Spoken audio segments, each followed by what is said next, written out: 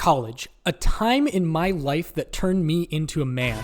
Mostly because I stopped calling my mom to ask how laundry worked. I was not the biggest partier. Mostly because my dance moves were inherited, but also because I was spending most of my partying time playing Magic, especially when Theros Beyond Death came out on January 24th of 2020, when things were going so well in my senior year of college, and the cards were good, and I loved the Greek theme, and everything was. Gallia of the Endless Dance is 1 red, 1 green for a 2/2 Satyr. Inherently, she has haste, and other Satyrs you control get +1/+1 and have haste. Whenever you attack with 3 or more creatures, you may discard a card at random. If you do, draw 2 cards. There's no success like excess. Yes, queen. Gallia is the commander that doesn't win games. She blacks out and wakes up with 2 extra cards in hand with no memory of how they got there. When we get creatures onto the dance floor, we are going to keep the party going by turning creatures sideways and trashing cards like the pavement at your local Circle K. So get ready to brush your teeth with a bottle of Jack, because when we start the attack, we ain't coming back. Huh? I guess. You suck! First up, we're running lots of Satyrs, even the bad ones, especially the bad ones.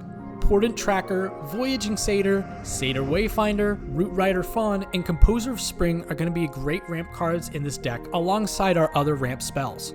Irreverent Revelers and Reckless Revelers are great bodies and double as removal for any opponent's annoying artifacts that could be causing issues. We also have Gruff Triplets, which creates 3 of itself when it enters the battlefield.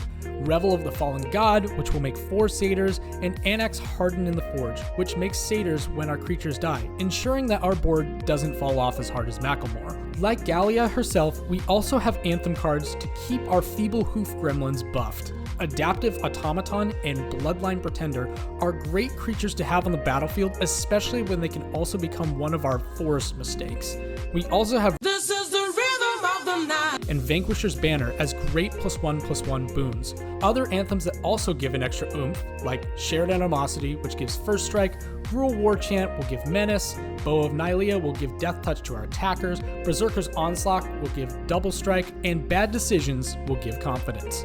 But like the special rung in Hell, reserved for people who waste good scotch, we are going to need to get value from us tossing our shots back. Containment Construct turns cards that are pitched into card advantage for the turn. Same goes with Monument to Endurance, which can give you the choice of card draw, ramp, or burn whenever we discard. But what if we lose our gamble and lose something we want?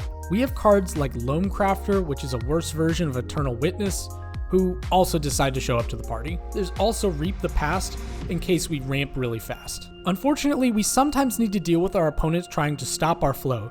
To make sure that we keep vibing with the beat, we have some protection spells. Fog, Wrap and Vigor, and Spore Frog are great pieces to have in your deck to stop combat damage, removal, and hopefully any more step-up sequels. Like, seriously, who watches these movies? But why play passively? In this deck, we are running auras as well to make sure our dance moves don't end up like your drunk uncle at a wedding. Mixbloom Rollicker and Boon Satyr have Bestow, which can turn them into auras for creatures that need a little more juice. Ancestral Mask is fantastic, and it counts for all enchantments on the battlefield. So you know one Satyr eventually becomes a 24/24 because the Enchantress player turned every board state into their very own personal art project. Good for them.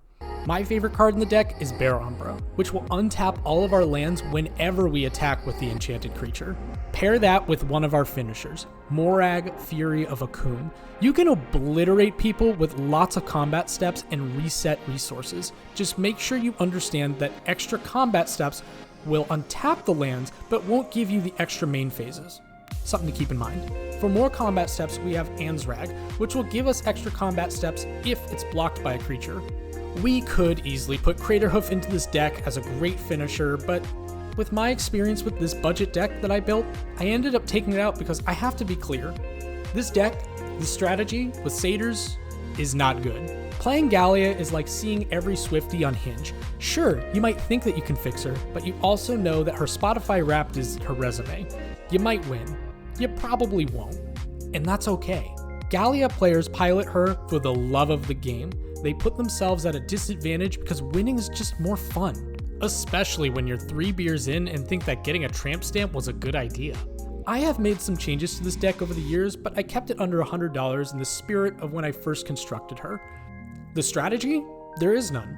Pour yourself a tall one and turn creatures sideways like it's 2005. So if you want an EDH deck that feels like a rave, a bar fight, a series of questionable life choices all happening at the same time, build Gallia of the Endless Dance.